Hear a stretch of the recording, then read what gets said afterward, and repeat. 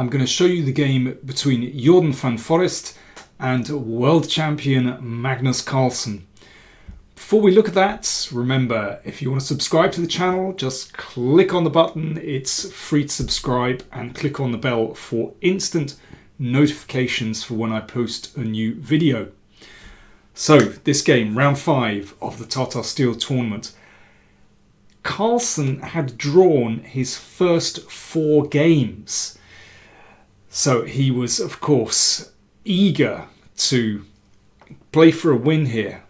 In fact, he'd drawn 21 of his last games. Of course, that included the World Championship, where you get even more draws than normal. But however, you know, there's a lot of talk in the press now, and I'm sure that Carlsen wanted to score a win here.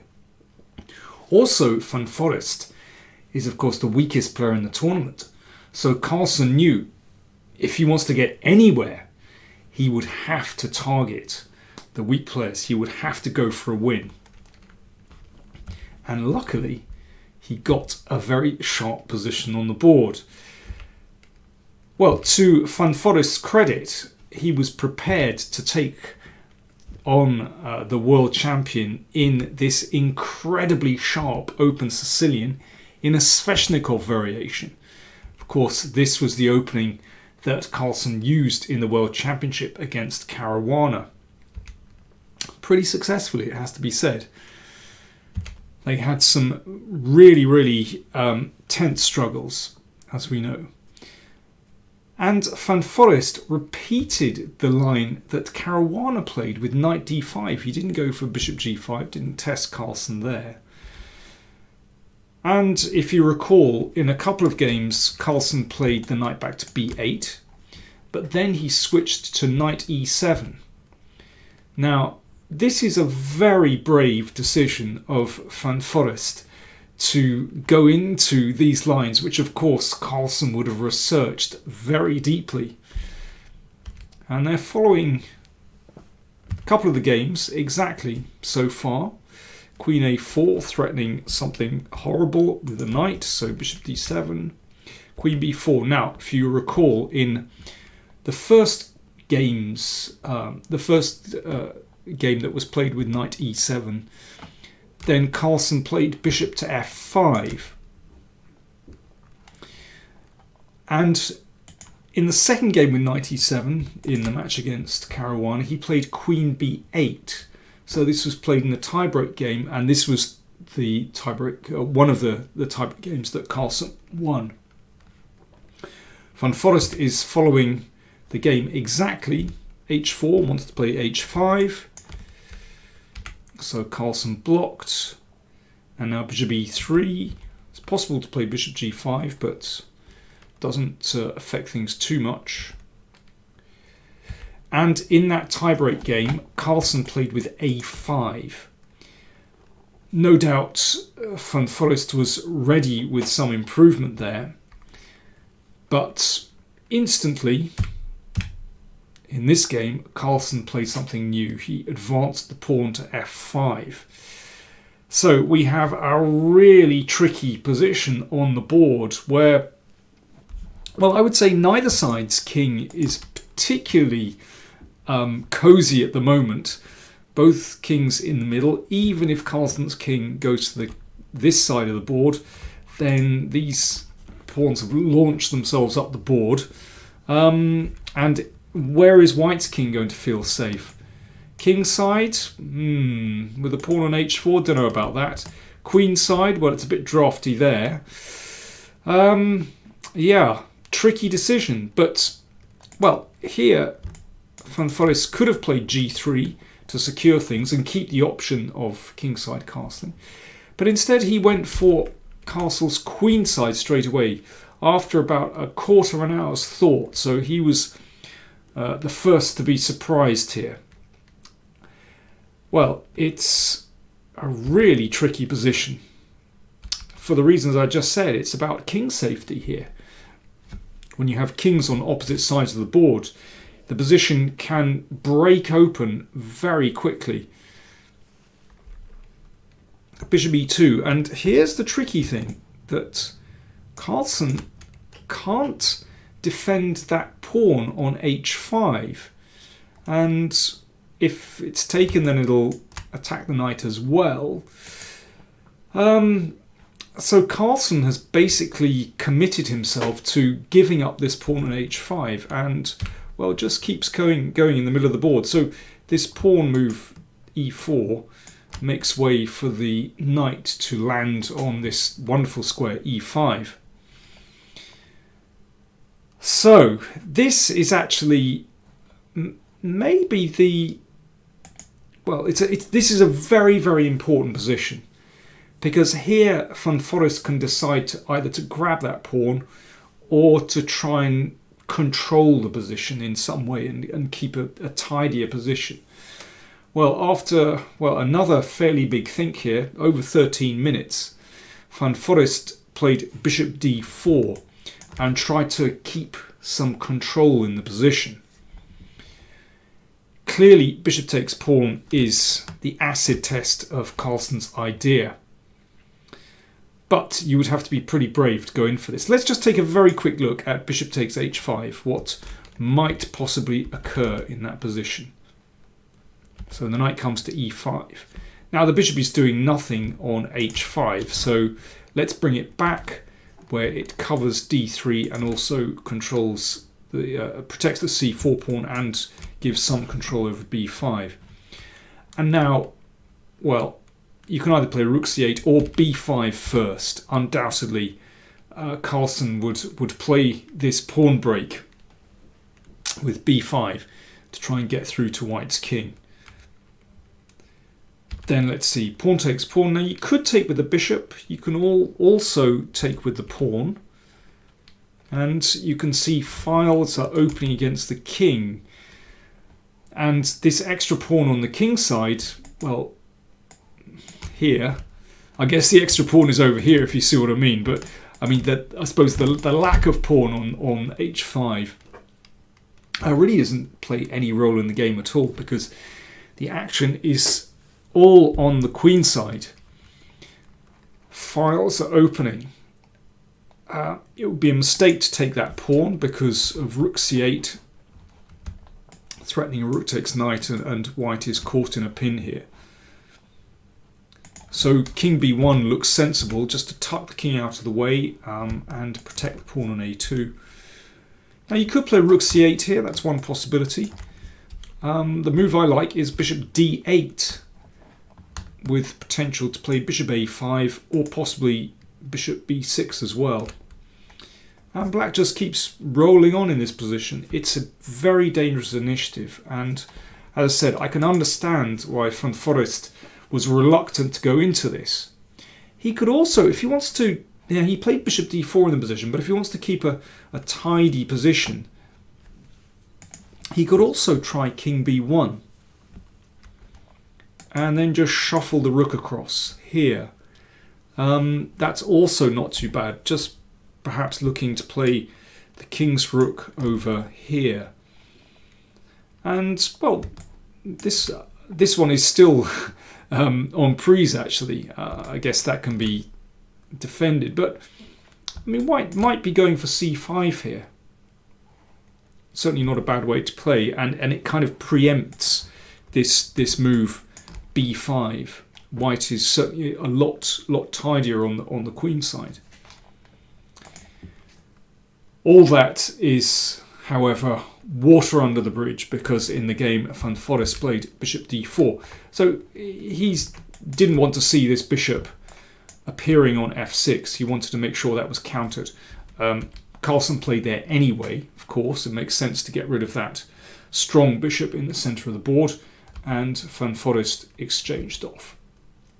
Once again, bishop takes h5 is possible, and then we would have a situation where Carlsen undoubtedly would put the knight in the middle and play for b5 again with similar kind of compensation. But Van Foreest obviously decided that he didn't want to allow Carlsen that play on the queen side, and he put the queen on b6 to just shut down that possibility. But I think he'd underestimated how Carlsen could wriggle out of this situation. It has to be said that optically, White's position looks very nice here, with this queen sort of dominating Black's queen, preventing this pawn advancing, and Black's forces look a little bit split. You know, what's this rook doing on f6? But watch what happens. Knight e5. Carlsen was playing these moves quickly. He understood what to do. So, I mean, basically the chance to take on h5 has gone, because the c4 pawn would then be en prise. So the king came to the side, and now bishop e8. Not only defending that pawn, but also preparing to drive the queen away with knight d7. Knight d7 played, and the queen came back, and queen c7. It's notable how Carlsen just has a little think in some positions, but then plays his next few moves quite quickly. And well, you can see from the clock times that it was Foreest that was consuming quite a bit of time. He felt unsure of what was going on here. I mean, maybe he simply underestimated this regrouping with bishop e8 and bringing the knight back to d7, because it has allowed Carlsen to straighten out his pieces. The queen comes off the back rank, and this bishop actually does a pretty good job of defending h5, but can also bounce out to a rather threatening position, as we'll see any second. It's still not bad for White. I mean, maybe just shuffling the rooks across to the c-file is the best option here. But here is where Foreest goes badly wrong. He played knight d1, which on the surface of it doesn't look bad. It feels nice to put that knight on e3. It somehow seems like a nice blockading square. In fact, it just gives Black a chance to roll forward on the king side, and once the f-file is open, then actually this is just tremendous for Black. The rook hammers down on f2, also looks at the pawn on h4 actually, and this bishop can enter the game on g6 to great effect. If White isn't going to use this advance, c4, c5, if White is not going to get this in, then in fact this advanced pawn just creates weaknesses around the position. It means White's king is exposed on b1. The d3 square is sometimes available here, and it can give Black the possibility to advance with b5 to open up the position. It's just very difficult. Foreest played rook g1. If knight g2, attacking the rook and also defending the pawn on f2, the rook just slides back, and then the queen comes over to attack here, and it's difficult. Queen takes f2, and yep, that bishop can come here and look down at the queen. The knight is beautifully placed. Suddenly Black's pieces are just beautifully coordinated in this position. And trying to hold things after queen f7 with, say, rook f1. Whoops, sorry, not that move. Rook f1. Then rook c8. So yeah, this pawn is actually a problem now. If b3, then b5 starts to break things open. And if queen takes pawn, this simple queen exchange actually unleashes Black's pieces. It's check. King in the corner, and now knight takes pawn, where you can see there's a marked contrast between Black's activity here and white's pieces, which are simply very poorly placed, added to the fact that, well, these pawns are weak, and this gives black a really serious initiative. This is simply good for black.